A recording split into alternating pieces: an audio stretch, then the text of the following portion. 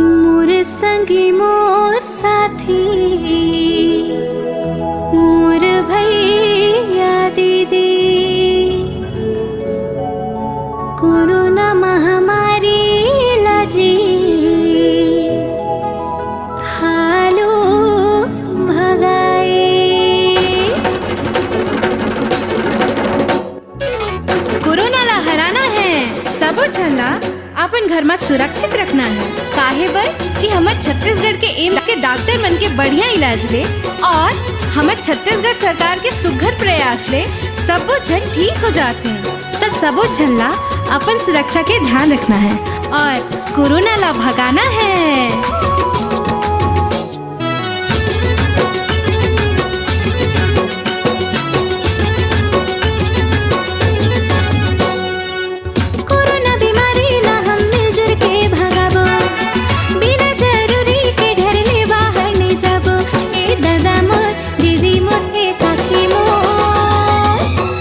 अपन घर माही रहेबो हरेबो जी अपन परिवार संग रहेबो।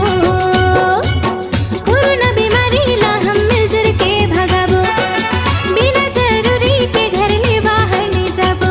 ए दादा मोर दीदी मोर ए काकी मोर अपन अपन घर माही रहेबो हरेबो जी अपन परिवार संग रहेबो हरेबो जी अपन अपन घर माही रहेबो हरेबो जी अपन परिवार संग रहेबो।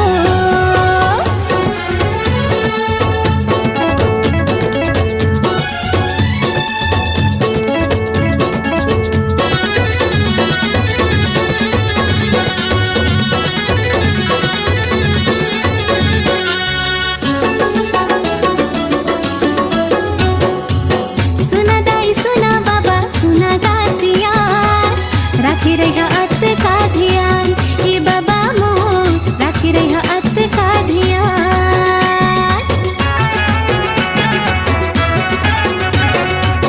थोर थोर बेरा माँ हाथ मोहला धोत रहा सुना गाम तान संगवारी मोर धोत रहा सुना गाम तान।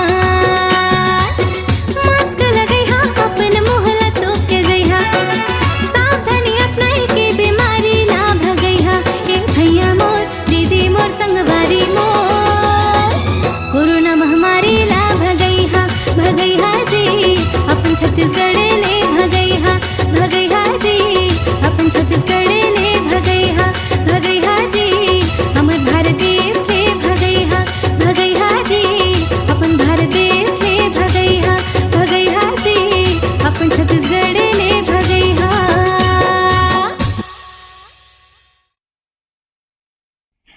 कोरोना से हम लड़बो और जीतबो। हमन ला सब संगठित होकर रहना है। हमन ला एक मीटर की दूरी में रह के खड़ा होना, चाहे सामान खरीदे के समय हो चाहे कोनो जो सार्वजनिक स्थल में है तो 1 मीटर की दूरी बना के रखना है। मास्क पहनना है और बार बार हाथ ला साबुन से धोना है। तो ये काम मन ला करत रहेबो कि कोरोना हमारे मन के कुछ नहीं बिगाड़ सके। हमन जीतबो, लड़बो और जीतबो।